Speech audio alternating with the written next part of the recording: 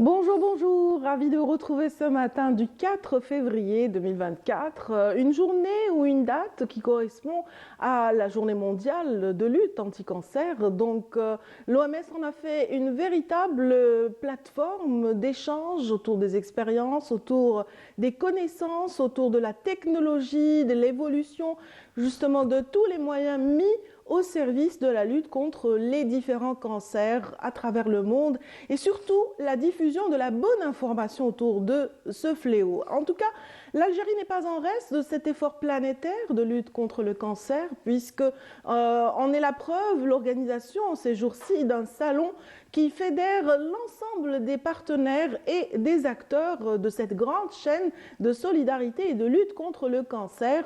Bien sûr, rappelons que l'aventure avait commencé chez nous il y a une trentaine d'années avec la création du centre Pierre et Marie Curie à Alger. Et bien sûr, la société civile a entouré cet effort. Elle continue de le faire et pour preuve, un salon dédié à la lutte anti-cancer est organisé depuis hier par l'association Al-Amel en partenariat avec le ministère de la Santé. Nous y reviendrons avec un membre de l'association qui n'est autre que le docteur Kettel. Alors aujourd'hui, nous aurons aussi l'occasion de parler de notre patrimoine à travers deux moments dans cette émission, puisque nous recevrons le directeur du CNRPH, le Centre national consacré à la recherche en préhistoire et en histoire, qui présente à l'UNESCO de plus en plus de dossiers liés à notre patrimoine. Nous parlerons notamment de l'habit traditionnel kabyle et de tout l'apparat qui l'accompagne à travers un dossier de classement qui bientôt verra justement un aboutissement.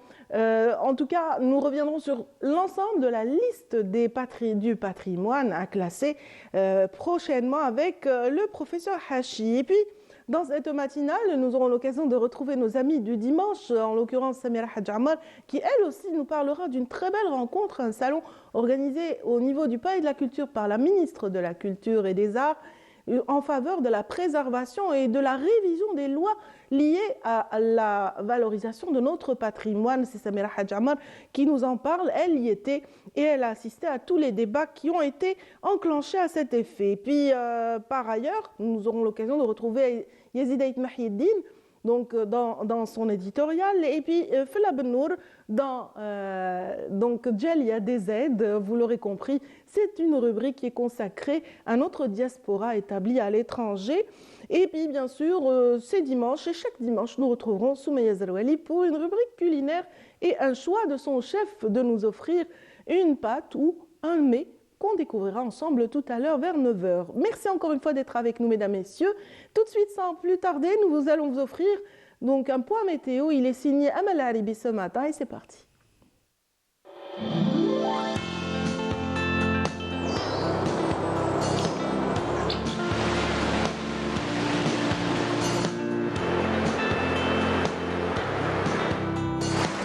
موبيليس تقدم لكم الأحوال الجوية.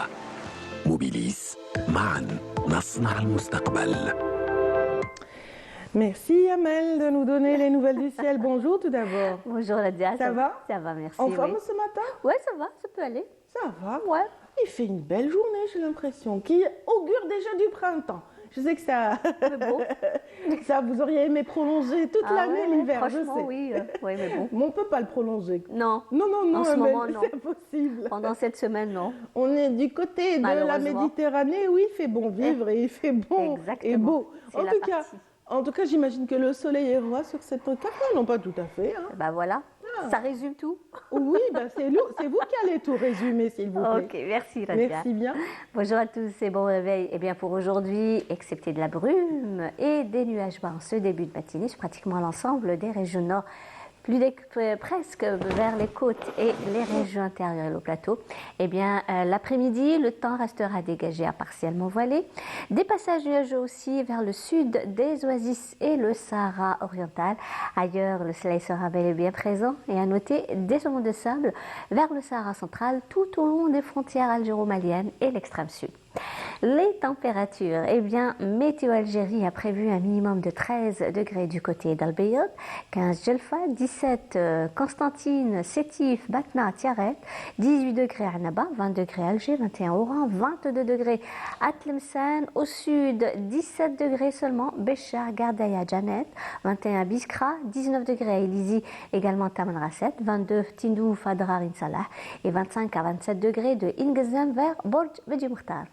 La mer aujourd'hui, eh bien, elle se montrera plutôt calme sur pratiquement toutes les côtes algériennes, des vents faibles qui varient entre 10 et 20 km/h d'ouest en est et les vents seront variables.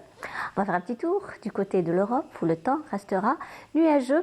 Du côté de Moscou, Kiev, également Vienne et Londres, quelques pluies prévues à Berlin, partiellement voilées à Paris, également Lisbonne et Rome, plutôt dégagées à Madrid et les températures accuseront une baisse sensible, 2 degrés seulement à Moscou, 5 à Kiev, 9 à Berlin, également Istanbul, 11 à Vienne, 17 degrés à Rome, 12 à Paris, 16 degrés à Madrid et 17 degrés à Lisbonne.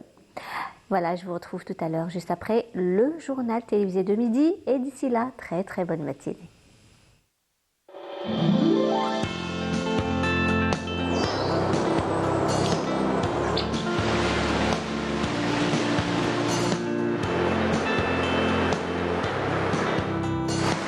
موبيليس قدمت لكم الأحوال الجوية.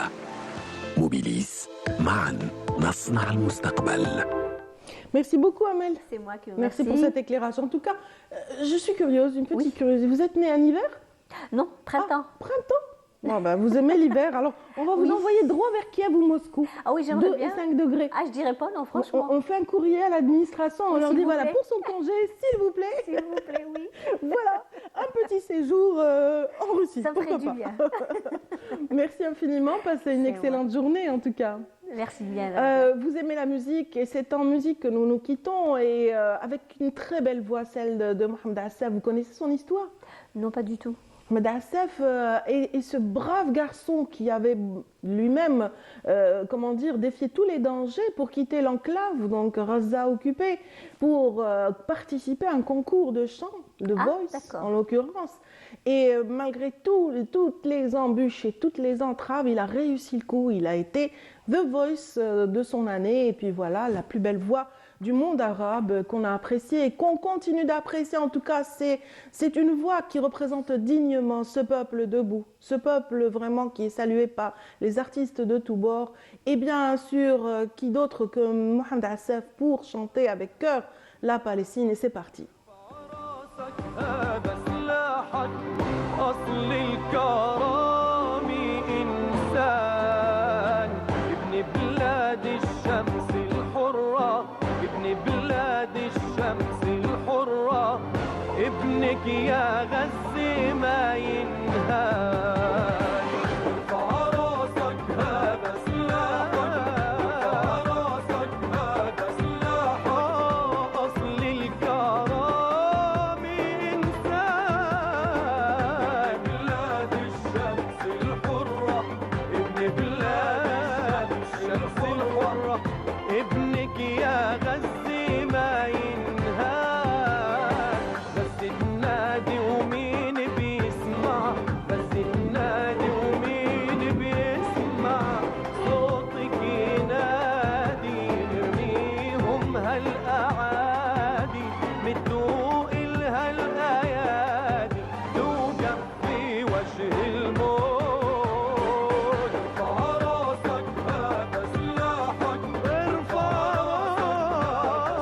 راسك أصل الكرام إنسان ابن بلاد الشمس الحرة ابن بلاد الشمس الحرة ابنك يا غزة ما يهان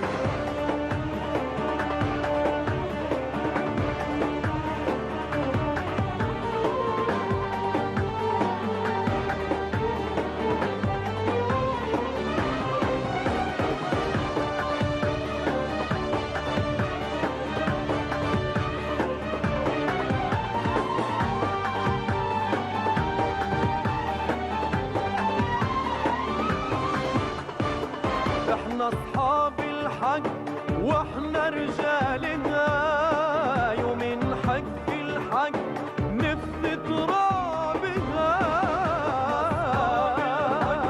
واحنا رجالها الحق نفدي ترابها خدوا دمي وهاتوا حرية لا دمني المي للمي خدوا دمي وهاتوا حرية لا دمني المي للمي يا غزة جودي برجالك كل واحد منهم اتنين راسك هذا سلاحك ارفع راسك اصل الكرامة انسان ابن بلاد الشمس الحرة بلاد الشمس الحرة ابنك يا غزة ما ينهاش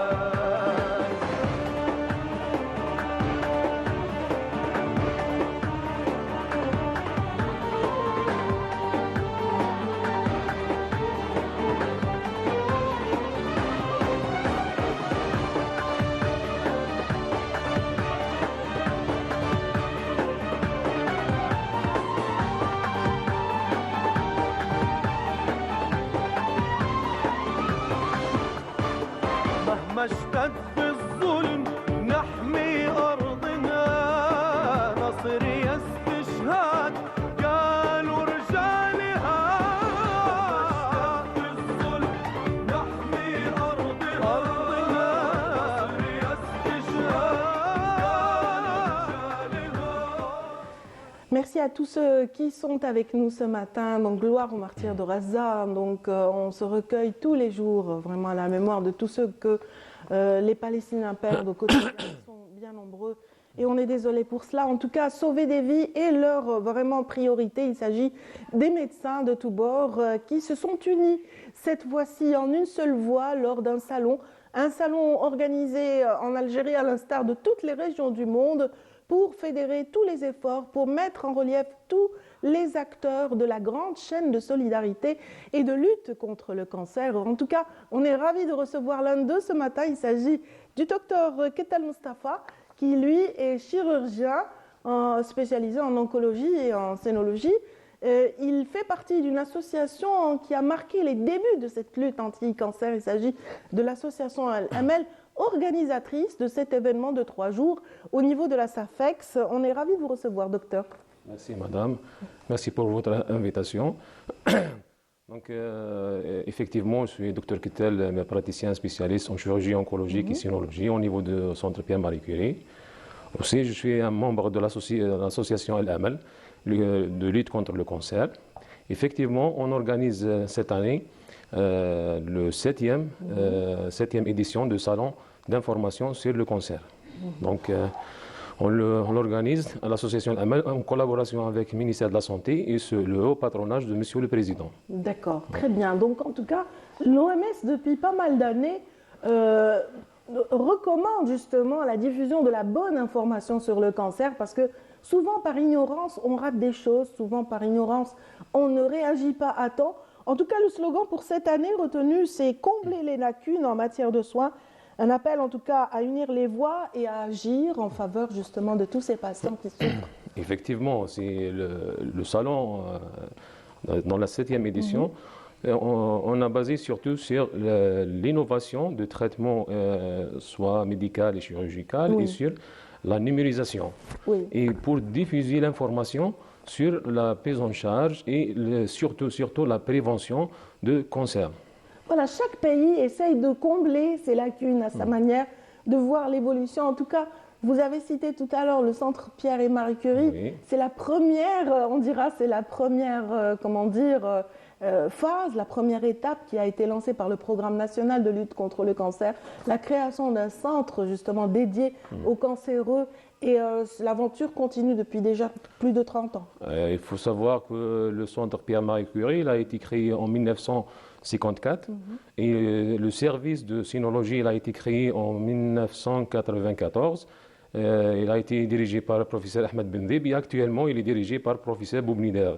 Et là, le professeur Boubnider, il travaille pour utiliser toutes les armes thérapeutiques, chirurgicales et aussi avec l'équipe de l'oncologie médicale, la radiologie et la radiothérapie pour donner le meilleur soin pour les patients. Ouais. Qu'en est-il de notre pays? Dites-moi, docteur Kettal, quel est le cancer le plus présent pour ce qui relève des femmes mais aussi des hommes? Qu'est-ce qu'on en dit? Très bien. Donc pour les cancers, il faut savoir que l'Algérie, elle est comme le monde entier.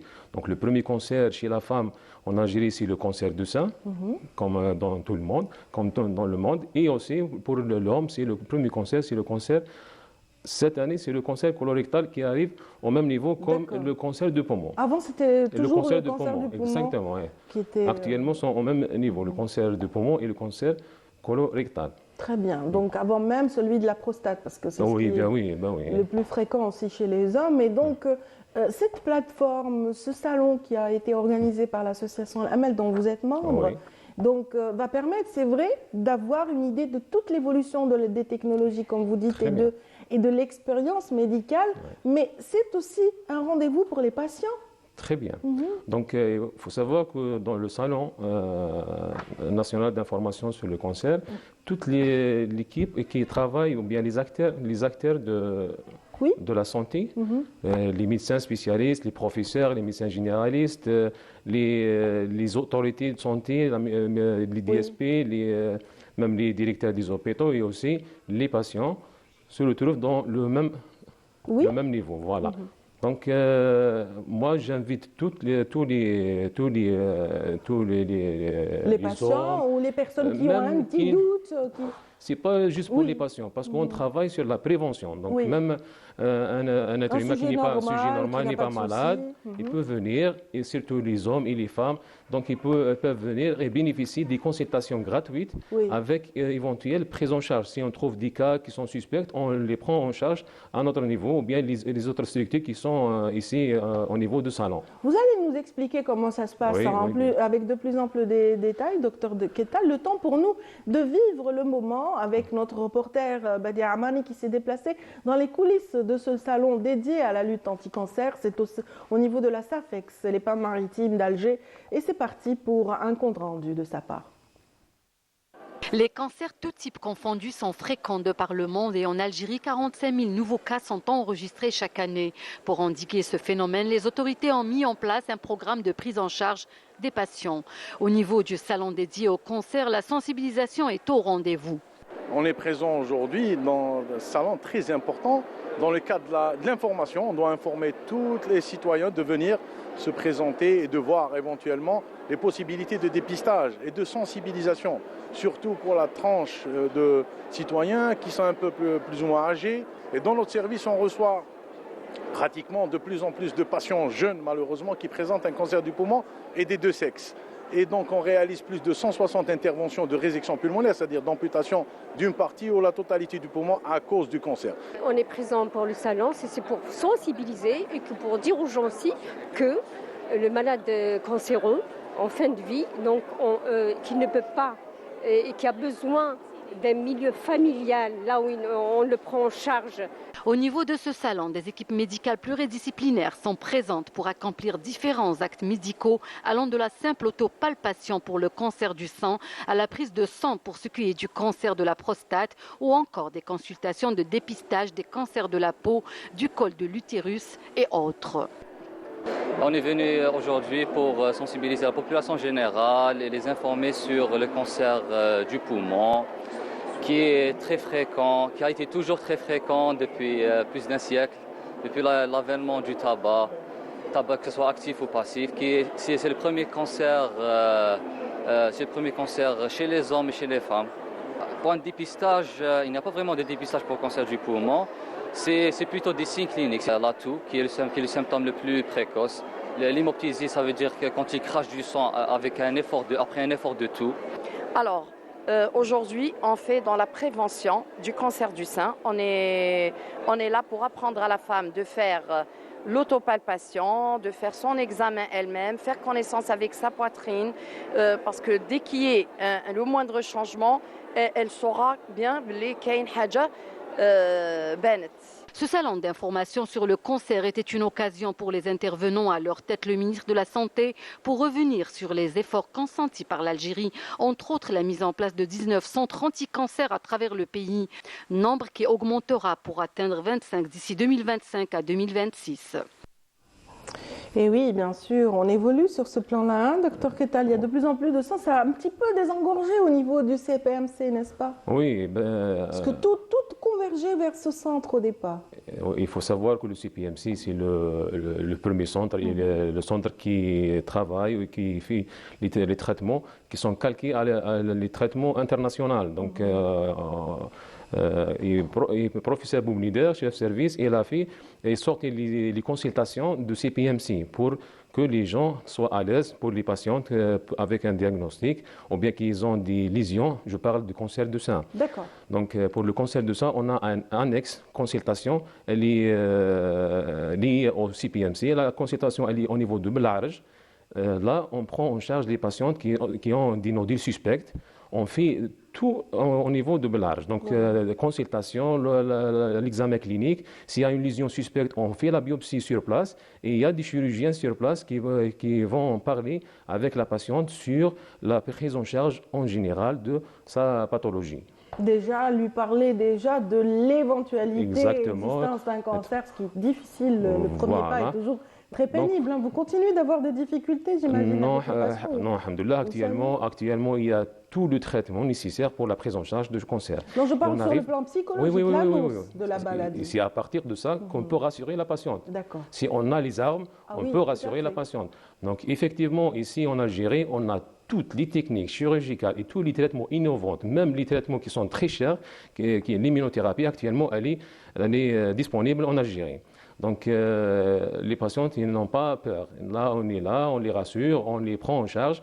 Est-ce que depuis le temps, on a réduit le délai justement du passage du diagnostic vers la prise en charge concrètement? Ce qui concerne la chirurgie, oui. On arrive à réduire énormément le délai, d'accord?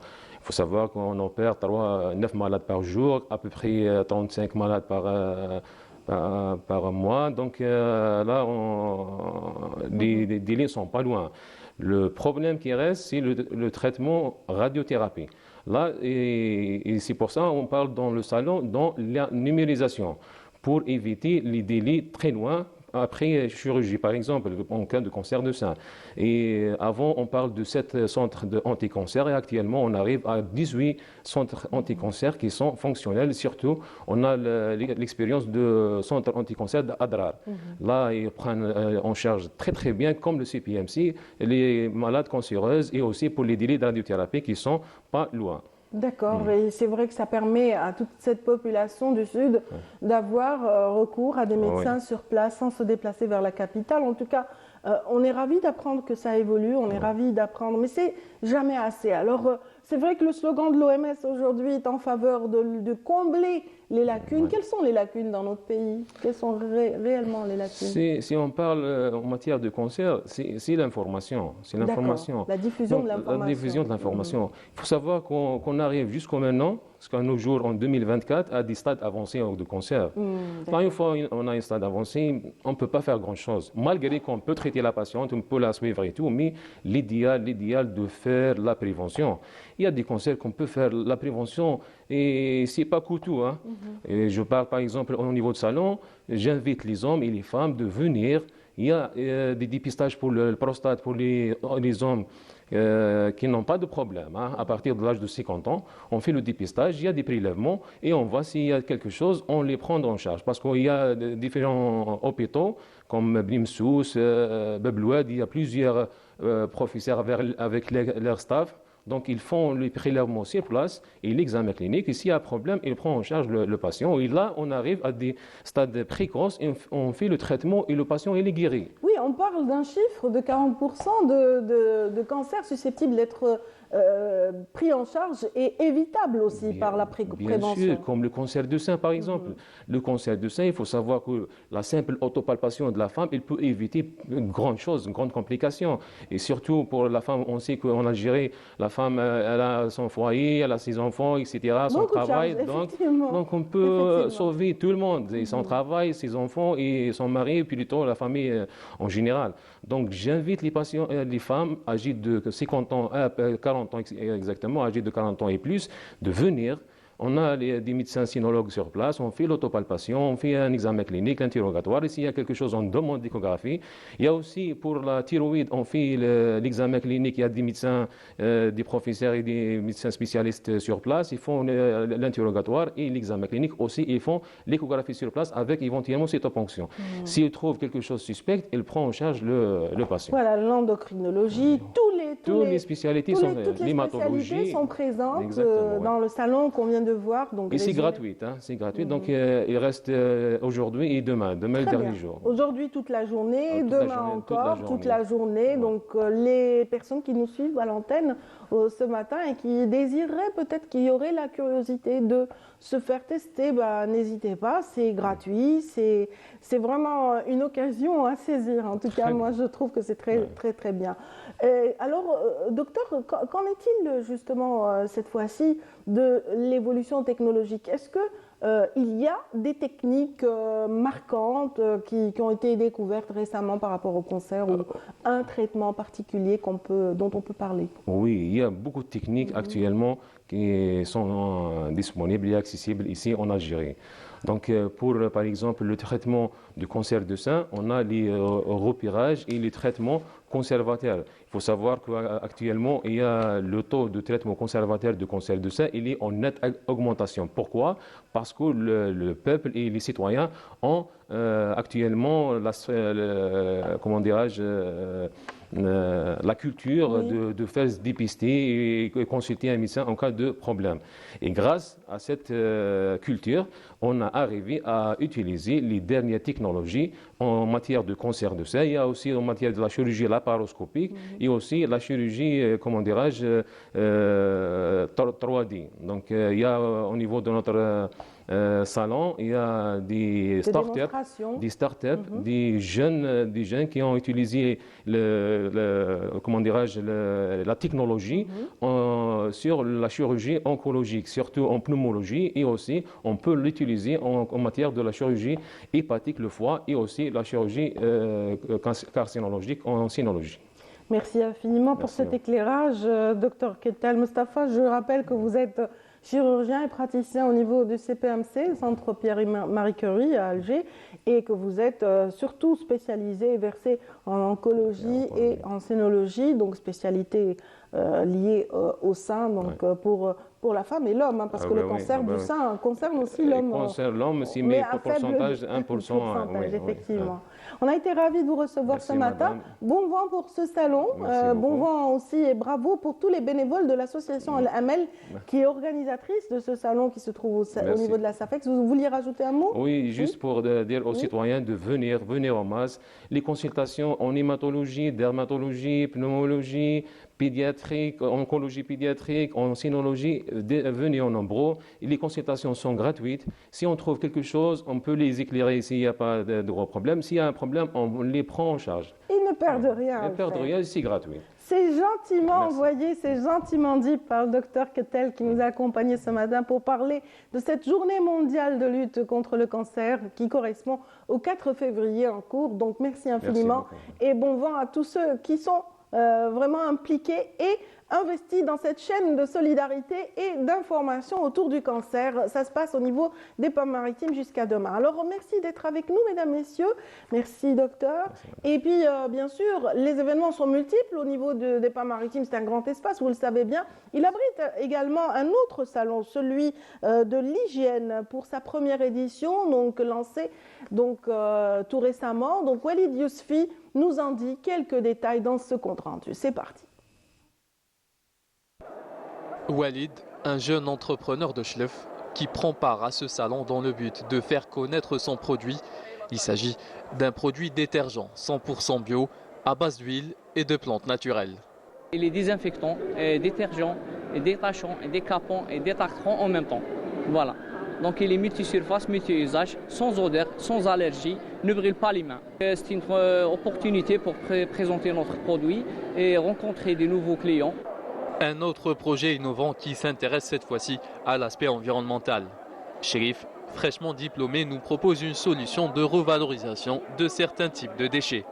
Le projet, c'est un process pour la valorisation, la récupération, principalement du cuivre, issu des déchets électriques et électroniques. Par déchets électriques, on parle de tout ce qui est électronique, comme les téléphones portables, les PC, mais aussi le gros électroménager. L'impact environnemental a un impact direct, car l'Algérie, elle rencontre une production de déchets, ce type de déchets très importante, selon les statistiques de l'AND. Alors la solution que je propose, c'est qu'elle s'attaque directement à ce problème pour réduire considérablement et créer de la richesse, mais aussi ça permet de créer une économie circulaire. Dans sa première édition, le Salon international des solutions d'hygiène rassemble le corporel, le domestique et l'environnemental, de quoi faire évoluer les pratiques liées à l'hygiène en Algérie. En fait, c'est une plateforme, comme vous le voyez, qui a essayé de réunir la majorité des entreprises ou des opérants qui ont des solutions d'hygiène. On a essayé d'enrichir le programme avec des animations, un espace show, un espace musée. Notre objectif, c'est surtout d'aider ou de participer à l'évolution de notre pays vers une Algérie plus propre et de faire en sorte à ce que les entreprises qui proposent des solutions d'hygiène soient de plus en plus créatives. Lors de ce salon, plusieurs concours et autres activités seront proposées pour sensibiliser le large public sur l'importance des petits gestes écologiques. Voilà, nous sommes déjà à l'antenne. Donc, nos amis continuent d'organiser le plateau suivant, donc, qui a vu l'arrivée de Yazid Ait Mahieddine. Bonjour. Bonjour, ben oui, Ça va? c'est les coulisses, c'est le backstage. Oui, bien sûr. Bonjour Fella. Fella pour Jalia DZ, donc, qui nous parle. Et c'est une véritable vitrine depuis quelque temps sur notre diaspora qu'on salue, où qu'elle soit à l'étranger. Eh oui, ce matin, on va s'intéresser à une initiative qui a été lancée il y a quelques semaines. Donc, nous allons nous intéresser aux rencontres des samedis de la diaspora. D'accord. Donc, les samedis de la diaspora, souvenez-vous, on en a parlé il y a quelques semaines. C'était encore un projet. Et alors, de quoi s'agit-il exactement, Radia? Il s'agit tout simplement, si je dois expliquer un petit peu le concept. Ce serait bien, ça. Je pense à une phrase du président Kennedy qui disait « Ne demandez pas ce que ton pays fait pour toi, mais demande ce que tu fais pour ton pays. » Ça résume un petit peu cette idée des rencontres de la diaspora qui a été lancée par Badis Renissa, qui est président de la coopération internationale et chargé de la communauté nationale à l'étranger, membre de l'Observatoire de la société civile installé par le président de la République. Donc, mais au-delà de... C'est vrai que c'est une phrase qui correspondrait même en interne, non? Parce que même à l'intérieur du pays, si chacun y mettait du sien, donc le pays ne s'en porterait que mieux, n'est-ce pas, Yazid? Absolument, oui, bien sûr. Chacun de nous a un petit rôle à jouer dans l'édification de cette nation. Exactement. Mais au-delà de ces mots lourds de sens, l'appel et l'invitation du président de la République, Abdelmadjid Tebboune, à notre communauté nationale à l'étranger à participer au développement du pays, a interpellé Badis Renissa justement. Et il a commencé ces rencontres la semaine dernière, avec une première rencontre.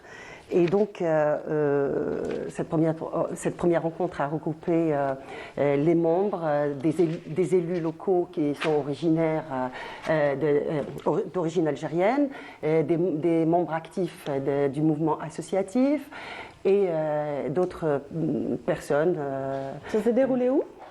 Ça s'est déroulé de l'autre côté de la rive. Donc, Je disais, vous l'avez compris, il s'agit de rencontres donc entre des Algériens résidant à l'étranger, quel que soit leur profil et même le lieu de leur résidence. Ça va être partout en Europe et partout dans le monde. Donc il faut juste un seul critère, avoir cette volonté et l'envie de construire ensemble une Algérie nouvelle. Pas besoin de CV, il suffit de s'inscrire en ligne pour y assister, pour y prendre part. La première, donc je disais, rencontre s'est tenue samedi dernier, de l'autre côté de la rive, avec de belles connexions.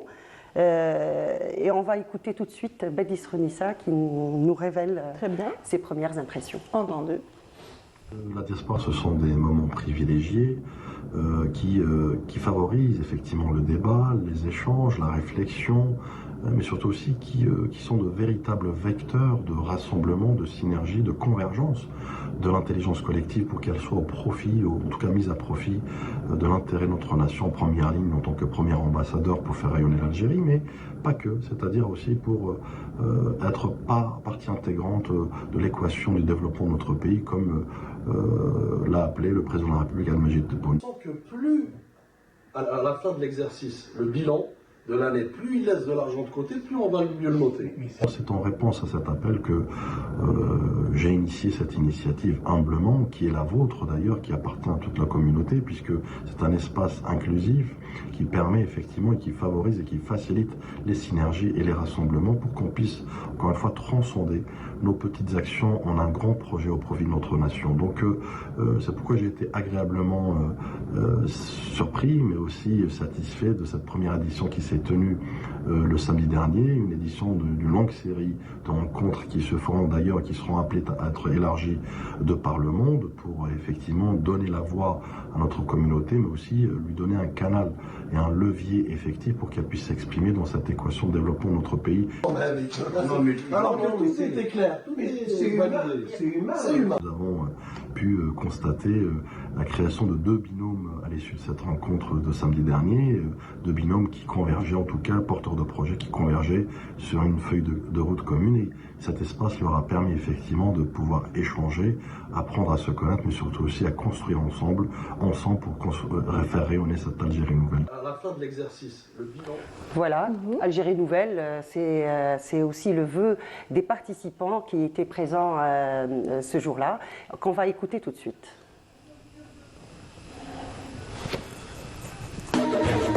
Happy birthday to you. Oui, je pense qu'il y a les participants. On a vu des artistes. Ça, c'est la deuxième information. Mais c'est la deuxième information. Il faut basculer sur la deuxième. Mais peut-être qu'on va revenir vers les participants qui a la réaction. Si on les a à la régie. Donc, j'imagine qu'ils étaient en faveur justement de cette organisation. Quant à moi, ravi d'avoir on va les voir des samedis de la diaspora en tant que franco-algérienne. Et la diaspora algérienne, de toute façon, mérite d'être impulsée dans le cadre de cette démarche patriotique et dans cette démarche qui s'inscrit dans un engagement moral et pour une Algérie nouvelle. Je trouve que c'est une belle initiative de rassembler toutes les compétences de la diaspora algérienne et on espère que ça va arriver à une Algérie jeune, nouvelle et dynamique. Très content d'être... Voilà, donc c'est pas grave, on n'a pas eu l'image, mais on a eu le son, il est parfait, on a bien entendu leurs propos. Voilà, donc... Il y a un engagement, on sent l'investigation, l'investissement, je veux dire. L'investissement. Oui, j'ai pas pris mon café ce matin. On y arrive. Il y a eu une deuxième rencontre hier, justement, et c'est le même esprit. On a tous envie de participer à ce grand projet qui est les samedis de la diaspora. Et ça ouvre un espace pour tout le monde et c'est ce que espérait la communauté. Donc chacun dans son domaine. Chacun dans son domaine. Ça va être par corporation après, dans un deuxième temps, et ça va être par corporation. Oui, on nous propose de revoir la vidéo après le son. Je crois qu'on a l'image qui revient maintenant. Des participants, oui. Peut-être. de l'année. Plus il laisse de... Les samedis de la diaspora, c'est super intéressant, c'est une très très bonne initiative. Et puis c'est une opportunité justement pour renforcer les liens entre les deux rives. Donc vraiment, je vous invite à participer.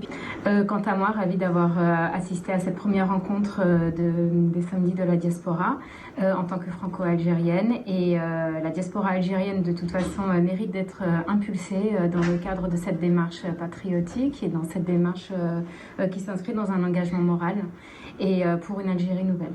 Je trouve que c'est une belle initiative de rassembler toutes les compétences de la diaspora algérienne et on espère que ça va arriver à une Algérie jeune, nouvelle et dynamique.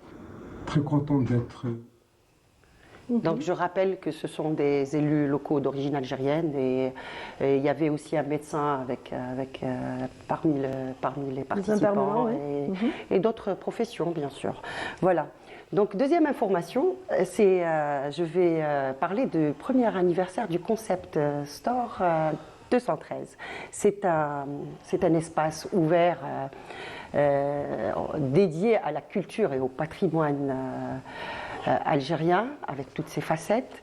C'est une idée que voulait concrétiser une maman avec ses deux filles, donc Selima qui est styliste et ses deux filles Sarah et Manel. Et donc on voulait en faire une maison d'Algérie. C'est un petit grand espace qui invite au voyage tout simplement. Donc il a été inauguré, pour rappel, il a été inauguré il y a une année par notre ambassadeur en France, M. Moussi.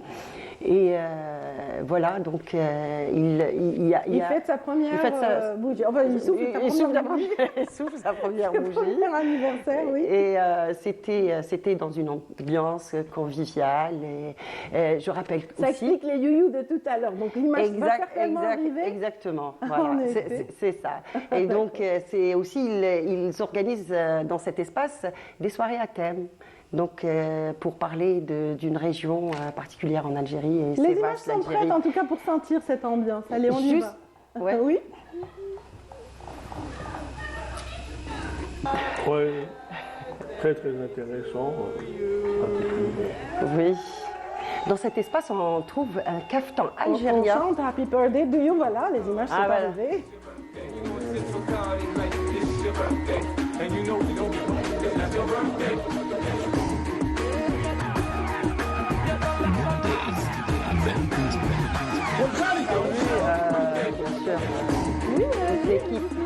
Toute l'équipe de Concept Store 213 et la maman surtout qui a tenu à ouvrir cet espace pour mettre en valeur le patrimoine.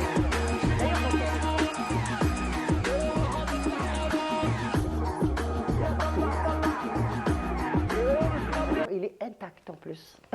Merci Fenla. Est-ce qu'on arrive au bout de cette petite vidéo? Voilà, on verra la semaine prochaine. Il va y avoir d'autres thèmes, peut-être des informations du Canada, d'Italie, des autres régions aussi, là où il y a des Algériens.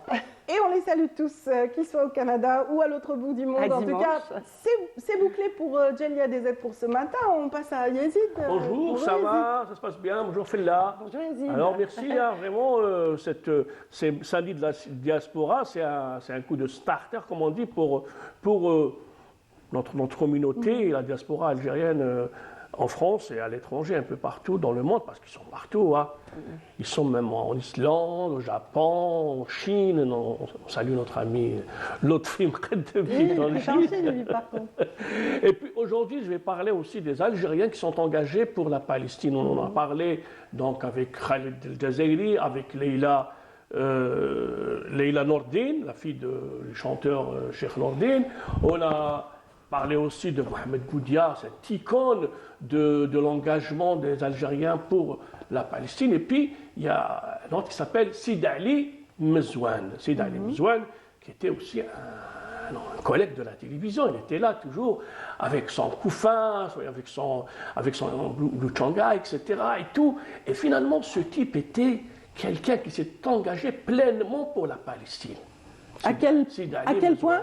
À quel point? Il a été avec Mohamed Boudia, il était donc dans le réseau du Septembre Noir, etc. Et surtout en France, parce qu'à Paris, à l'époque, dans la rue des Écoles, il y avait un espace librairie Palestine qui était, c'était le point de chute de tous ceux qui avaient le cœur pour la libération de Palestine. Et rappelons que Sid Ali Mezouane était aussi un moudjahid à l'âge de très jeune, j'imagine. 13 ans déjà, il était à Bab Jdid, il fréquentait un peu les milieux nationalistes, il était là à être un agent de liaison, à prendre une lettre par-ci, des armes par-là, et il a été arrêté à 15 ans. Et à 15 ans, il a subi les affres de la torture. Il était torturé, que ce soit du côté de la caserne d'Orléans à l'époque, et puis du côté aussi, il y avait un centre de torture du côté de Télémy, là où il y a actuellement l'école des aveugles. Et donc, cette résistance contre la France coloniale, il y avait le prolongement par la suite pour être pour la Palestine et pour la libération de la Palestine. Donc il était... Parce que c'est un combat similaire, effectivement. Oui, c'est un combat contre la colonisation, contre l'occupation. Oui, contre l'apartheid. Est-ce que l'espace existe toujours dédié à la Palestine? Je pense, à l'époque, dans les années 70, en France, il y avait quand même cette tradition de résistance et de solidarité avec la Palestine. Tous les éditeurs qui ont édité pour l'Algérie indépendante, par la suite également, sont engagés par la Palestine. Il y avait l'association de Lucien Buterlin pour la Palestine. Il y avait donc beaucoup d'actions. Beaucoup d'intellectuels qui étaient en faveur de la libération. Donc, on retient bien son nom qui est Sid Ali Mezouane, qui est aussi comme Mohamed Boudia, comme Khalid El-Jazairi Boukercha, comme Leila Nourdine, ainsi d'autres. Il y a aussi d'autres qui sont engagés pour la Palestine. Donc il y avait cette résistance, cette flamme pour la libération de ce peuple. Voilà. Et puis il était un collègue avec nous. Je le voyais dans les années 90, les années 2000, avec son couffin, il rentrait, etc. Il était régisseur. Il a réalisé aussi chronique de la guerre d'Algérie. Donc il y avait dans ses chroniques où il a intervenu, on le trouve sur YouTube et sur Facebook. Donc on trouve aussi cet extrait de son documentaire où il raconte, où il témoigne comment lui, enfant, il avait 13 ans, où il a été arrêté, et alors qu'il était encore à l'école, il a été arrêté et torturé. Il rappelle aussi des anecdotes, comment dans ce milieu de tortionnaires, il y avait quelqu'un qui l'a bien traité, mais il rappelle ces moments en fait. Voilà, donc je voulais parler de ça et rappeler aussi qu'il y a une plateforme sur Internet, une plateforme pour les journalistes, pour aider les journalistes gazaouis, pour aider tous les journalistes qui sont à West Bank, donc en Cisjordanie ou à Gaza, pour qu'ils puissent continuer à travailler pour que la couverture de ces événements continue, donc comme on dit en arabe. Oui, près de 100. Donc, et puis, près de aussi, 100, près de le chiffre est proche de la centaine de journalistes qui ont péri, qui ont été tués, oui, donc assassinés. cette plateforme un peu alternative qui permet donc aux journalistes de continuer de diffuser toutes ces images. Les aider, leur donner du matériel, leur donner un peu tout ce qui concerne un peu le matériel, parce que des fois ils ont plus de caméras, ils ont plus de moyens, ils ont plus de laptop, ils ont plus pour travailler. Donc cette organisation non lucrative ARID, dont le siège est à Amman, fait tout pour aider ces Palestiniens. On revient donc en Algérie pour parler de National Geographic.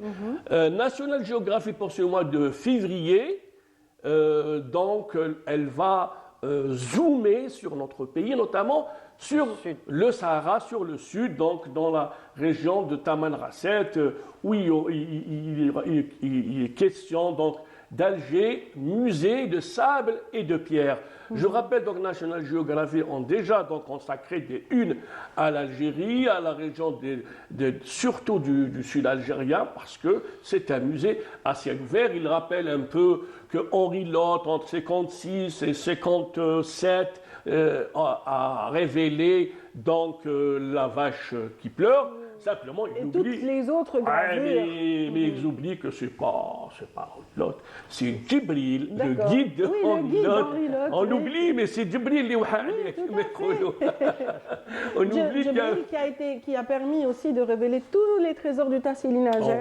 Donc, ces belles peintures. Il faut rendre à César qui appartient à César. Absolument. C'est pas Henri Lotte et sa vache qui pleure, mais c'est Djibril. Retenez bien le nom.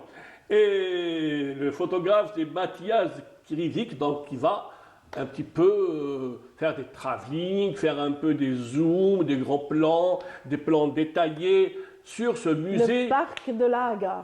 Sur le parc de la Hagar. Et pour terminer, donc, ces images époustouflantes de notre belle Algérie, notamment du côté de Djidjel et de Béjaïa. Nous allons voir la belle corniche. Oui, la belle corniche. Et puis il y a cette agence Hemla donc, qui fait tout pour faire la promotion de notre tourisme, parce que l'Algérie est un continent. Regardez. On est en train de voir justement le parapente dans cette région. Et il faut qu'on signe ici, Radia. Mon cœur ne supportera jamais. On peut même faire un direct de là-bas. Hein. Moi je serai là pour commenter pendant que Yazid sautera. Et lui, il est téméraire et on le voit partout. Je l'ai fait déjà. Ah bah bravo. Je l'ai fait. Fais-la vous. Ah non. Fais-la non. Je risque pas. Non, je risque pas de le faire parce que je sais pas. Depuis quelque temps, j'ai le vertige. Je sais pas d'où ça vient. C'est le moyen de guérir le mal par le mal. Comme ça, tu vas retrouver à dire waouh. Ou alors au 7e ciel, tout dépend. Et on va me rattraper. C'est pas mal. Donc voilà, c'est la fin. Merci pour les samedis de la diaspora. Voilà. Merci infiniment. Nous allons certainement retrouver notre invité dans un instant. Après ceci, mesdames, messieurs. Donc on reprend, donc les invités arriveront juste après la rubrique de Soumaya Zerouali qui est réservée à l'art culinaire, mais bon, on va continuer peut-être de parler de cet aspect.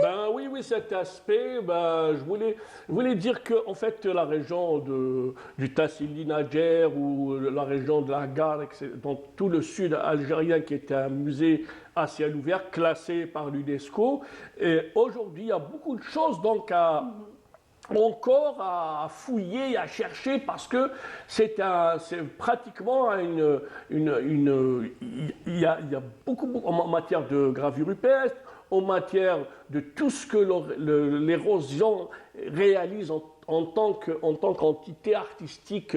J'allais dire, c'est aussi des vernissages continuels là-bas. Absolument, ils sont magnifiques, ils révèlent des choses extraordinaires, mais en tout cas, ce qui est marquant dans cette région justement d'Algérie, c'est ce coucher de soleil que tous les photographes essayent de capter, ou le lever du soleil également à la Sécrème. À la Sécrème, oui. Vous avez vécu cette expérience unique.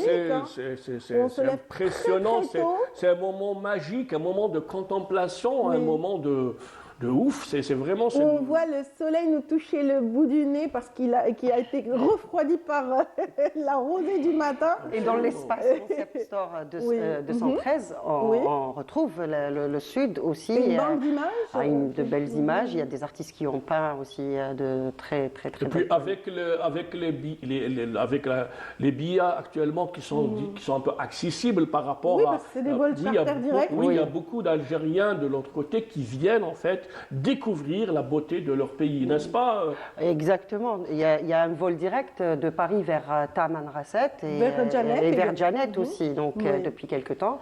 Et ça a encouragé beaucoup le tourisme, effectivement. Ouedsouf aussi, où on retrouve de très beaux vestiges. On a les routes qui sont à visiter. Ouedsouf, la ville des 1000 coupoles. Oui. Et puis le sud, en fait, c'est un ressourcement, c'est un tourisme écologique, c'est un tourisme où l'on est en harmonie avec soi-même. Saviez-vous qu'il y a un grand marché des épices à Ouadsouf? Ah oui, oui. Il y a un des plus grands marchés d'épices. Ah oui, le Horour, c'est connu par Dobara, tout ça, avec le Horour et tout, c'est vraiment... oui, c'est pas écologique pour le ventre. Hein. Il n'empêche que c'est le plus bon méchoui que j'ai mangé, en tout cas dans cette région. Il était magnifique et c'est vrai qu'on y mange une viande savoureuse. Non, mais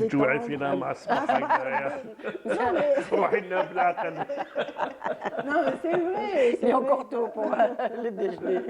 Bon, en tout cas, National Geography, donc ça a été diffusé ou ça va? Non, c'est ce mois de février. C'est le numéro du février. Je l'avais vu. Il sera consacré en fait au sud algérien et c'est musée de pierre et de sable en fait, le titre.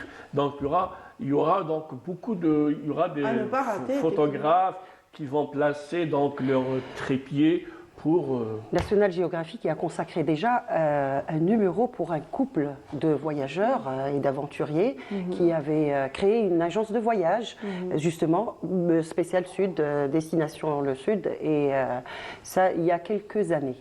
Il y a quelques années, oui. Donc le Sud, ce n'est pas une première pour le National Geography. Ouais, voilà. J'espère en tout cas qu'on sera nombreux à suivre justement toute cette beauté qui sera mise en avant. Il y avait déjà un photographe américain qui s'est mis en immersion dans le Sud avec la tenue de cosmonaute en fait. Il est resté quelques mois, oui. Oui, et c'était Fox Weather qui a diffusé en fait ces images de Janet.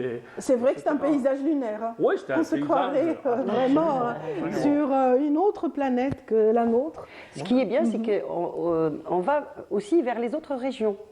Mais avant, c'était le sud, les étrangers allaient directement, ou les touristes allaient directement vers le sud. Maintenant, on découvre Tijel, on compose. Boussaïda, Biskra, Ghardaya. Il y a aussi les régions comme Naama, comme le Biyad, comme Ain Safra. Là où vous ne connaissez pas une grande... Là où Richardson est tombé avec sa montgolfière, c'était du côté de Bélizina, voilà. Bélizina, c'est un canyon magnifique qui maintenant connaît une nouvelle organisation et mais des agences. Je ne sais pas s'il est tombé comme ça parce qu'il voulait tomber dans le canyon ou je ne sais pas ce qu'il a... aimé la roche rougeâtre de cette région d'Algérie qui est magnifique et qui inspire plus d'un.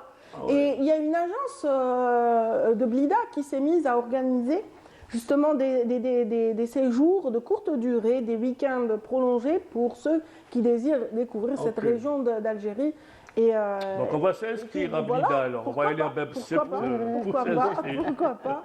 En tout cas, à défaut de vous inscrire, je vous souhaite de passer une bonne journée les amis. Merci. Rendez-vous est pris pour dimanche prochain, Inch'Allah. Oui. Il y a de l'information. Voilà.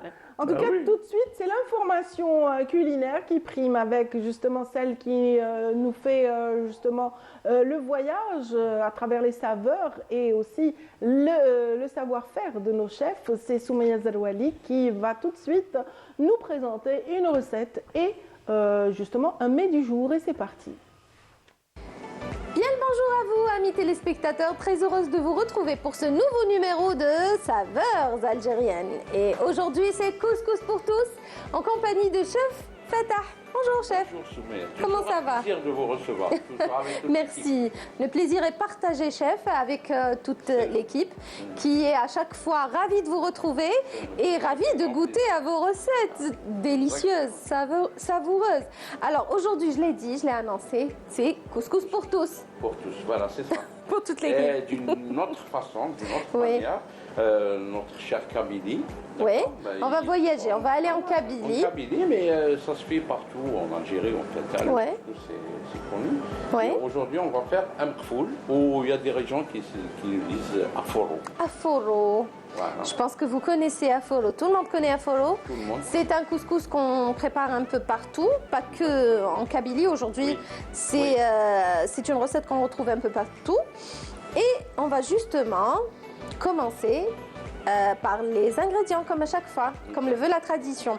J'ai dit couscous pour tous parce que c'est un plat qui, encore une fois, rassemble toute la famille. Comme Il va rassembler aujourd'hui la famille de saveurs algériennes. Allez. Donc on aura besoin du couscous bien sûr, roulé à la main. Couscous roulé à la main, Voilà. façon mamie.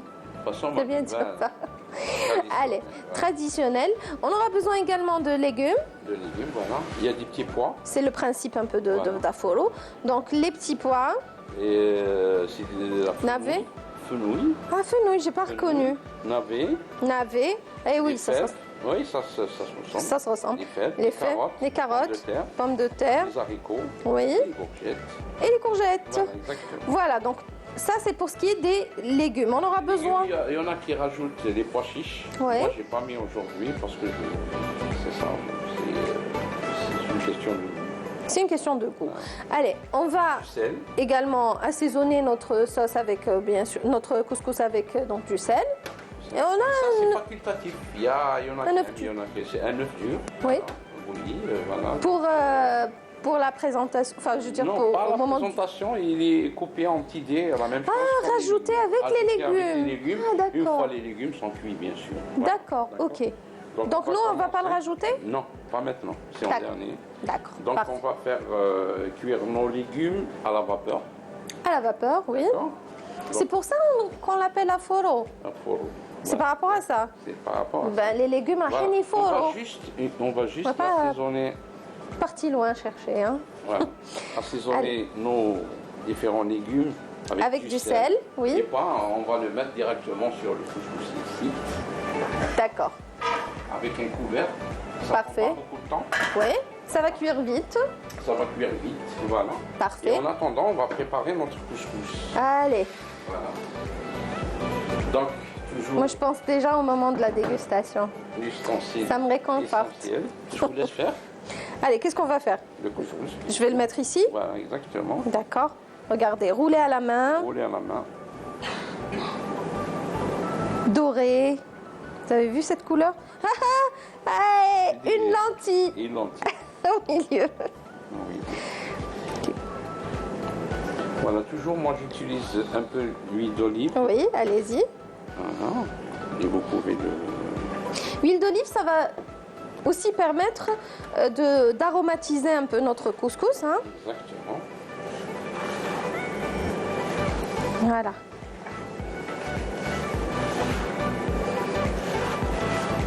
Voilà le couscous. Très bien. On va le mouiller juste On va le mouiller, évidemment. Vous allez voir que ce qu'on a ici, ben, c'est de l'eau. de l'eau. Je dis à chaque fois. un peu de l'eau. Voilà, Voilà. Allez. voilà c'est suffisant. Ouais. On va encore Donc on mélanger va un faire peu. évaporer 3 fois. 3 fois. Très bien. Il faut alors donc 3 Voilà, fois. 3 fois. À 3 reprises. Voilà. On laisse la vapeur s'échapper et puis on va attendre 10 minutes maximum, Ouais, hein, ouais. maximum 10-15 minutes et puis on refait troisième fois et puis notre couscous est prêt. Voilà. Voilà. Je pense que c'est bon. Vous allez rajouter encore du gras par la suite? Non, Bêche d'arno à la fin. Non, Ça bêche suffit? d'arno avec l'huile d'olive à la fin. À la fin. Juste l'huile d'olive. Oui. C'est tout. Allez, on va le mettre ici. Voilà, c'est ça. Bismillah. Bismillah. Voilà. Toute la quantité? Ben oui. Allez, on va être généreux. Ça va doubler. Il y a l'équipe La Ribal, ils vont déguster. Hein. Oui, oui. Allez. Ça, Parfait. c'est bon. C'est bon. Nadir, je compte sur toi hein, C'est bon. pour finir ton assiette. C'est bon. Donc on va le remettre directement sur. Eh oui, je t'ai pas raté. Salim, il est tranquille aujourd'hui. Il est pas très. Il dit qu'il n'a pas très faim. C'est ce qu'on va voir dans un moment.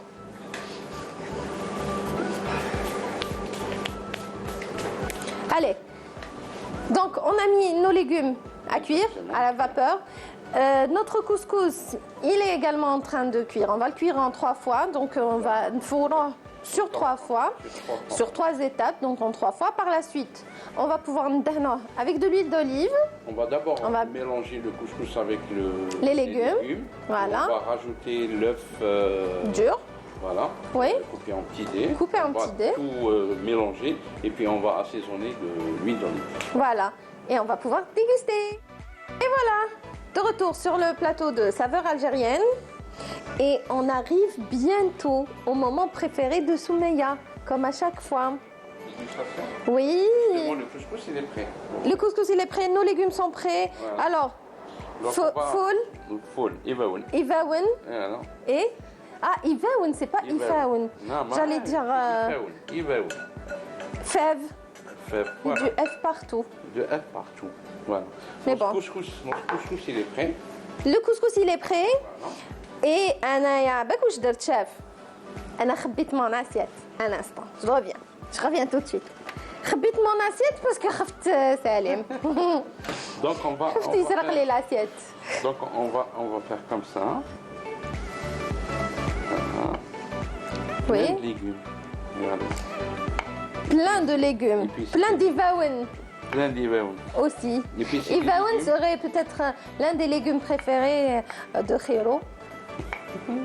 Oui, il aime bien ça. Oui, il adore. Donc voilà. Donc on a mis nos légumes ici. Très bien. Donc Alors, je vous ai dit l'œuf, c'est Oui. facultatif. Oui. Moi j'aime bien moi aussi, j'adore. Moi j'aime bien l'œuf comme ça. Oui. Donc on le met comme ça. Allez, voilà. Et sans oublier bien sûr la coriandre et la menthe. Un mélange de coriandre et de menthe, Et de menthe, voilà. menthe poivrée. Ouais. Et bien sûr l'incontournable, l'huile d'olive. L'huile d'olive. Elle est aromatisée. Donc Allez, on va faire plaisir à notre réalisateur, Ben Khaldoun, qui n'aime pas que les fèves. C'est un amoureux de la cuisine healthy. Oui. laisse mélanger. Oui, je vais mélanger. On va faire comme ça, regardez. Du haut en bas. D'accord. Voilà. Parfait. Et vous- Parfait. Allez, on va mélanger. Vous pouvez sentir maintenant l'odeur. L'odeur, oui. Oui, qui se dégage. Dégage l'huile d'olive. Donc, je l'ai dit pour faire plaisir à Khiro, notre réalisateur, qui adore les légumes. Voilà.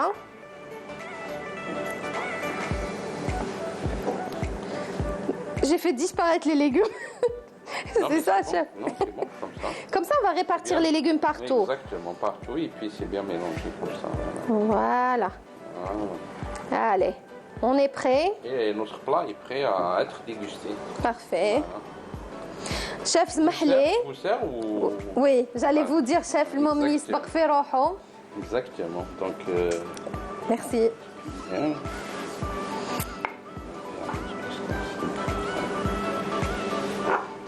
Ivaoun, plein d'ivaoun. Plein d'ivaoun. Ah, ça, c'est pour Khiro. On lui laisse un peu. Hein. On lui laisse un peu. Exactement. Allez, il a bien travaillé de toute façon. Il a bien travaillé. Alors, bon appétit. Merci. Bismillah. Je l'ai dit, un plat qui rassemble. Moi, je vais le partager parce que c'est à la base, c'est ce qu'on aime faire finalement. C'est pour le plaisir de partager son repas avec les gens qu'on aime, avec sa famille, avec ses amis. Nous, aujourd'hui, c'est avec vous qu'on partage ce repas, ce couscous. Aforo. Voilà. Allez, aforo pour tous. Bismillah. Bismillah. Et ça s'accompagne bien avec le petit lait aussi. Le ben ou raïb aussi. Hein. Ou avec du lait aussi. C'est bon. Ça, C'est bon. C'est très bon. Allez. Ça, c'est pour l'équipe technique. ça c'est pour l'équipe technique. Voilà. Merci, chef. Et ça, c'est pour moi. Je vais m'éclipser. Allez. Tallahu fi rohkom, amis téléspectateurs. À la prochaine. Salam. Chef. Khala khair. Merci. Je vais me cacher. Bon appétit à Soumeya Zerouali, bien sûr, qui nous a fait visiter donc un plat bien de chez nous, à Foro. Donc c'est à base de couscous. Et le couscous, le plat du partage a été classé il y a quelques années, rappelez-vous, donc au patrimoine mondial de l'humanité, patrimoine, c'est ça, c'est bien immatériel. ça immatériel de l'humanité. Voilà. Bienvenue donc au professeur Hassi, donc qui est directeur du CNRPH, Centre national de recherche en préhistoire et en histoire. Merci. Et donc on est ravis de vous recevoir ce matin pour parler justement de patrimoine et de classement du patrimoine. Merci. Voilà. Et puis avant d'en parler davantage, je dis bonjour à Samira Hadjamar, qui aussi, bonjour. On va parler du patrimoine. On va parler du patrimoine à travers une très belle rencontre initiée par la ministre de la Culture et des Arts. Qui était présent également, et c'était au Palais de la Culture là, il y a quelques jours, concernant la loi sur le patrimoine, la loi 9804. Très bien. Qui protège le patrimoine algérien. Voilà, il protège également, ce sont tous nos chercheurs regroupés dans un centre qui vraiment fournit beaucoup d'efforts en faveur de la préservation du patrimoine, et qui dit préservation dit aussi classement, et puis voilà, toute cette batterie de règlements. Reconnaissance. Voilà, très bien. Bien sûr, merci de m'inviter à chaque fois, et c'est toujours avec bonheur et plaisir que je viens à la télévision nationale, Canal Algérie ou les autres chaînes, pour parler de ce que nous aimons le plus, de ce qui nous fait ce que nous sommes, de ce qui fait l'identité, la personnalité, la culture, l'histoire du peuple algérien. Et c'est ça. Notre héritage. Nos héritages. Nos héritages. En fait, voilà. En français, on l'appelle patrimoine, mais les anglo-saxons l'appellent cultural heritage, c'est-à-dire les héritages culturels. Oui. Et c'est la meilleure formule, je pense. J'aime bien. Et qu'on peut traduire, et qu'on traduira d'ailleurs, comme par le Mawrouth Saqafi, les héritages culturels. Et à propos de ces héritages culturels, il y a, comme vous venez de le dire, il y a une loi qui sauvegarde, qui protège, qui promeut, qui conserve ces patrimoines, les patrimoines matériels et immatériels. Effectivement. Et ça, c'est la loi nationale de 98. Il y a les conventions internationales qui sont supérieures à la loi nationale. Quand il y a conflit ou quelque chose comme ça, c'est la loi internationale qui intervient. Et s'agissant du patrimoine, nous avons la Convention de 1972, qui sauvegarde, promeut, protège le patrimoine culturel et matériel. La Convention de 2003, elle, s'occupe du patrimoine immatériel. Et nous avons inscrit un certain nombre d'éléments. L'Algérie a inscrit un certain nombre d'éléments, il y en a plus de 10, en tout cas 11, 12. Nous inscrivons chaque année, à chaque fois que nous le pouvons. Il y a eu un petit creux, bon, mais on en parlera plus tard. Et c'est l'année dernière, en 2023, nous avions déposé le dossier des savoirs, des rituels, des savoir-faire liés au costume féminin du Grand Est du pays, après avoir inscrit celui du Grand Ouest du pays. Oui. Donc nous attendons l'inscription de ce grand dossier qui inclut évidemment la grande orale, le mlahfa, le kaftan. Chaque costume a son bien sûr, tous les éléments du costume. Voilà, le kaftan, le qat, le serwal et tout ça, mais avec la parure accompagnant ce costume féminin. Et nous sommes en ce moment en train de monter un autre dossier s'agissant du costume féminin, tout seigneur, tout honneur, n'est-ce pas?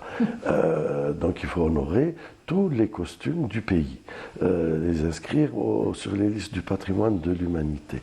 Là, on est un peu plus au centre. Nous sommes un peu plus au centre. Nous sommes en train de monter un dossier complexe sur ce qu'on appelle la robe kabyle et la parure l'accompagnant, c'est-à-dire le bijou en argent émaillé.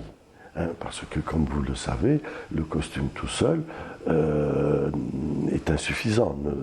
Il est relevé par toute cette bijouterie en argent. Par la parure, par les cosmétiques, le maquillage, la coiffure. C'est tout cela qui fait le costume, n'est-ce pas? Le costume, c'est la broderie.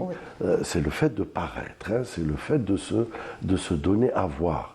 Et on se donne à voir par l'habit. On se donne à voir par la parure, on se donne à voir par les cosmétiques, on se donne à voir par sa coiffure, on se donne à voir par les mains, par le corps en fait. Et nous sommes donc en train de monter ce beau dossier de la robe kabyle. Vous savez, la robe kabyle, c'est une robe droite qui s'enfile et qui porte des broderies particulières. Ce n'est pas de la broderie au fil, c'est de la broderie à la bande. Voilà, zigzag ou le zigzag. Ce sont des appliques en quelque sorte. Voilà. Et il y a 3 régions dans la robe où on applique ces broderies, on va dire ça comme ça.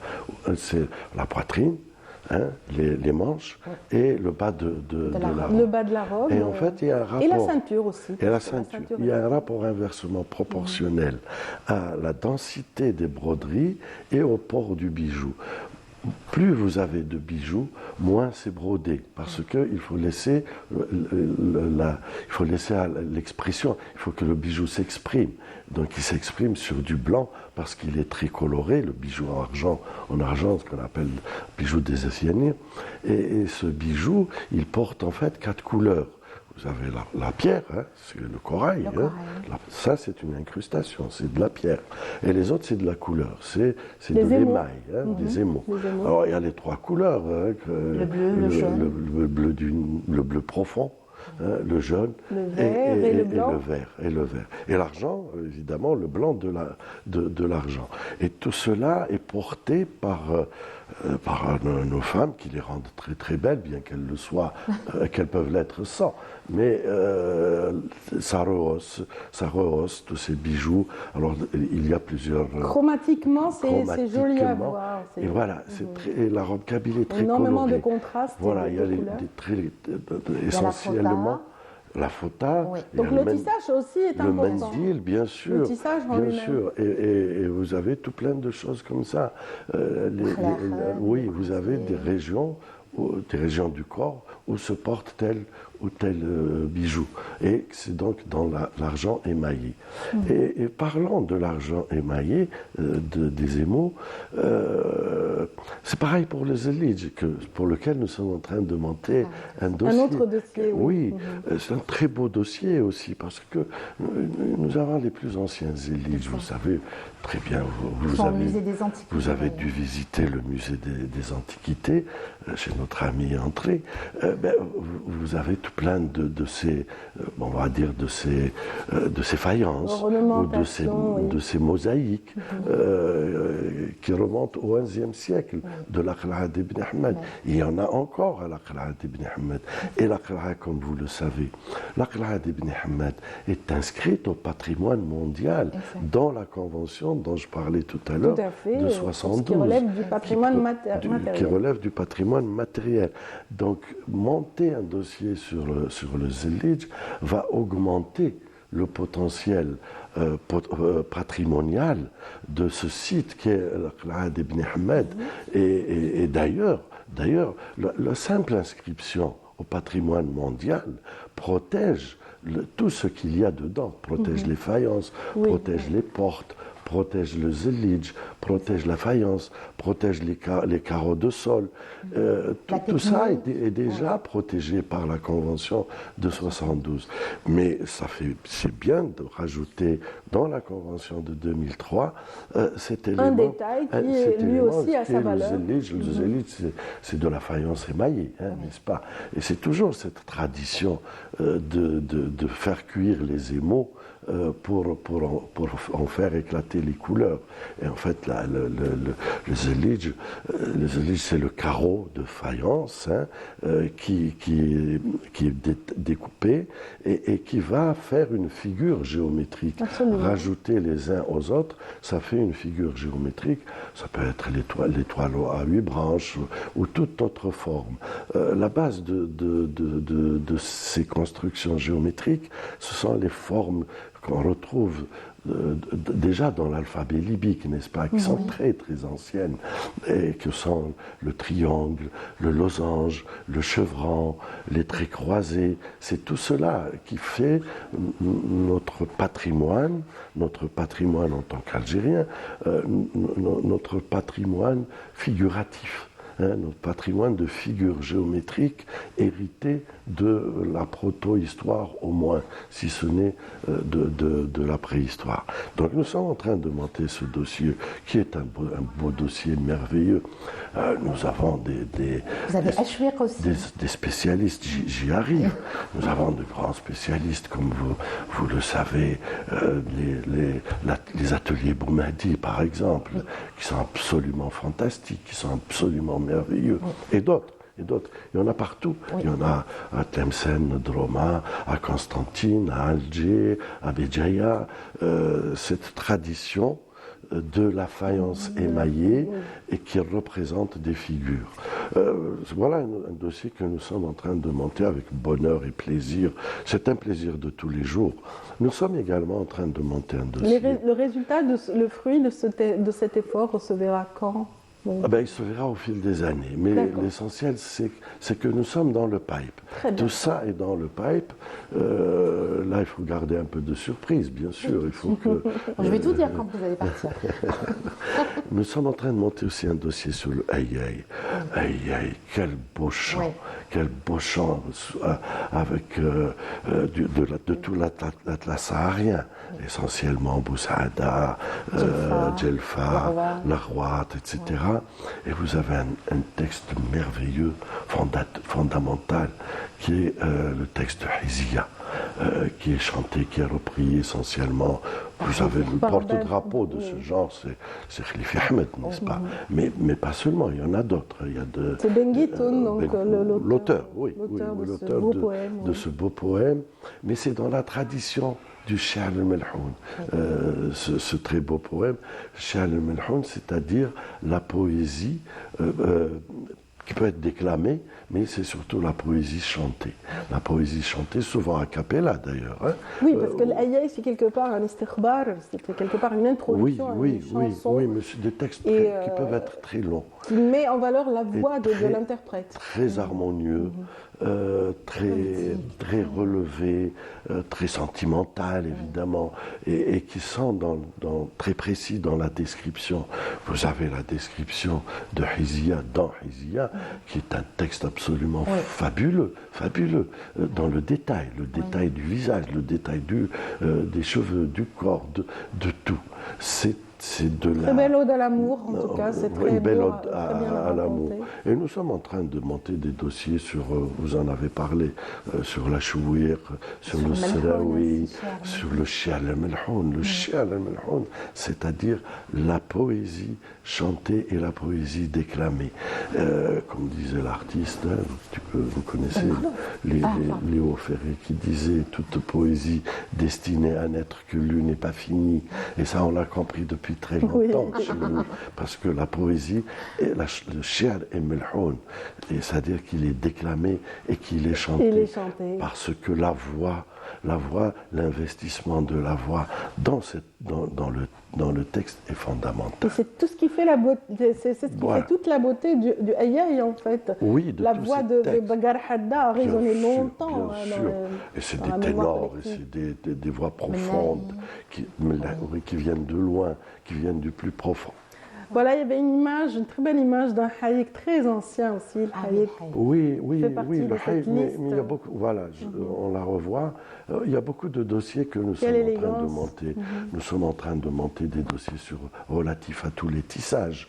Le tissage de la tente, le tissage du tapis, le tissage du burnous, les savoir-faire liés au burnous, les savoir-faire liés au haïk, à nos différents haïks. Parce qu'en fait, à chaque fois que nous inscrivons un élément du costume, nous y inscrivons le haïk aussi. Donc dans le costume de l'Ouest, le haïk, la sortie de la mariée qui sort sous le haïk, ce haïk aussi est inscrit.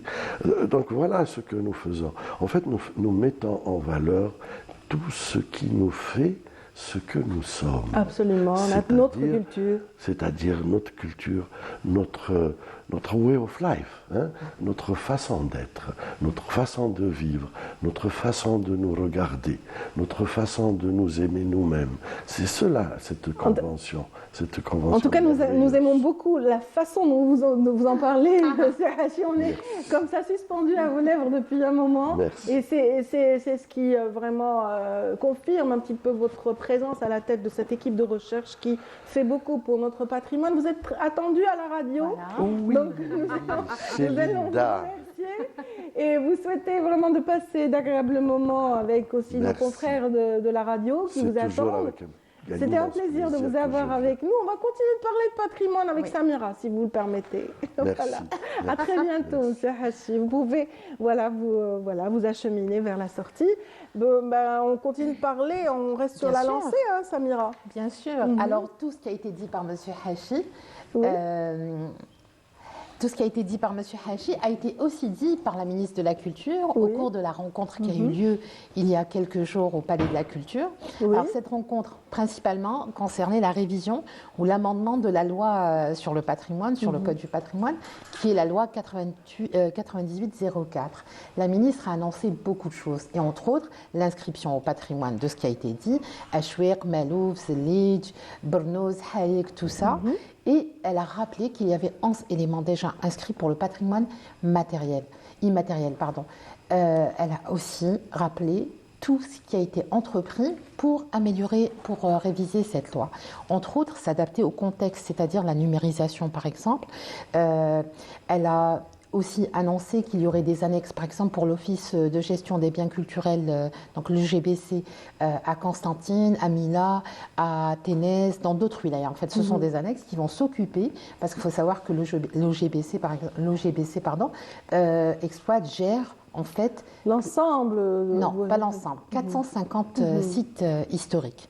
Les parcs du Sud, par exemple, les cinq parcs, sont indépendants. C'est des offices. Oui, je ne parlais pas des parcs, je parlais des sites historiques. Oui, parce qu'il y a des sites à l'intérieur des parcs. Donc, alors, il y a aussi des sites naturels, des sites préhistoriques, préhistoriques et historiques. Hein. Et la nouveauté... alors cet événement, pourquoi il était très agréable? Parce qu'on a eu l'occasion de rencontrer tous les directeurs de musées à travers le territoire national, de rencontrer tous les directeurs de culture aussi. Donc ça nous a permis de récolter énormément d'informations. Et entre autres, on sait que le musée de Tizi Ouzou va bientôt, Inch'Allah, être inauguré. Ça, c'est la directrice de la culture qui me l'a dit. Et la ministre de la Culture a annoncé aussi qu'il y aurait la création d'un musée à Tindouf, donc le musée Ahmed Mahsès. Ce qui est intéressant aussi dans cette démarche, dans cet événement qui a eu lieu, c'est qu'il y a eu des ateliers. Après la conférence, il y a eu plusieurs ateliers répartis sur l'exploitation des biens mobiliers, immobiliers, en fait ce qui concerne le patrimoine. Ils ont essayé de diviser ça en plusieurs groupes. Et donc, ils ont demandé, par exemple, au directeur de musée, aux spécialistes, au directeur de la culture, de proposer, de faire leurs propositions, de voir les contraintes, ce qui n'allait pas, ce qu'il faudrait pour améliorer une consultation, en fait. C'est ça qui est intéressant, puisque l'avis de chacun, et chacun a exposé les problèmes ou les contraintes qui se posent à chaque wilaya, à chaque territoire du pays, en fait. Donc, c'est intéressant de dire qu'il y a décentralisation. Ça, c'est déjà très bien. Ça va permettre aux équipes de se concentrer et ça va réduire le coût aussi des opérations d'inventaire ou d'inspection. D'inspection. Elle a annoncé d'ailleurs des opérations d'inventaire à grande échelle. Ce qui serait bien déjà à la base, c'est que la loi soit appliquée. Ce qui serait bien aussi, c'est que chaque wilaya, à chaque fois qu'ils trouvent des choses, et bien que ces choses restent dans leur wilaya. Et elles restent quand elles sont d'abord consultées, identifiées. Il y a toute la procédure là pour identifier l'objet et qu'on puisse le mettre dans le musée de la wilaya. Avant, quand il n'y avait pas de musée dans certaines wilayas, il est ramené au musée des Antiquités ou au Bardo ou au musée des Beaux-Arts. Voilà. Ça dépend.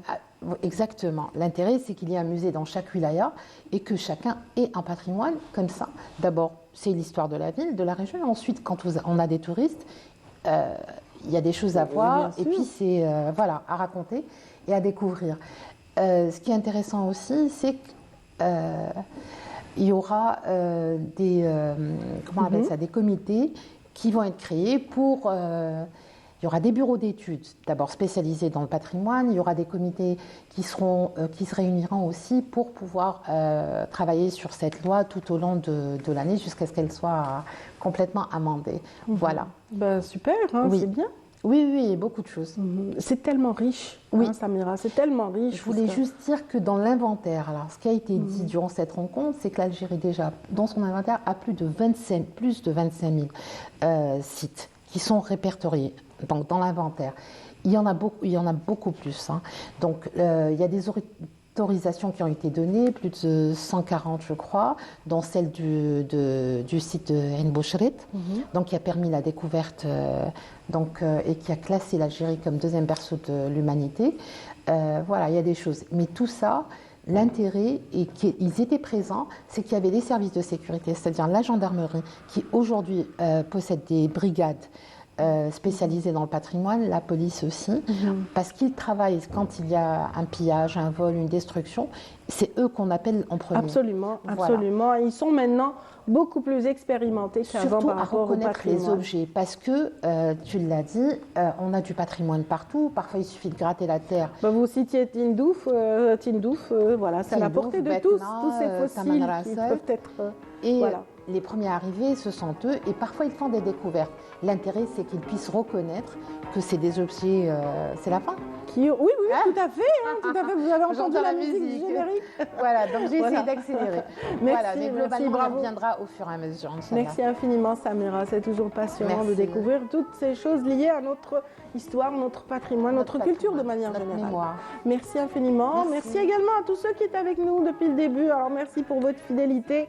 On vous embrasse tous et on vous souhaite une agréable journée. On se retrouve dès demain, 8h, 9h30 dans Bonjour d'Algérie.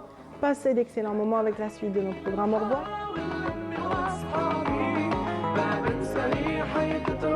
بلدي حمار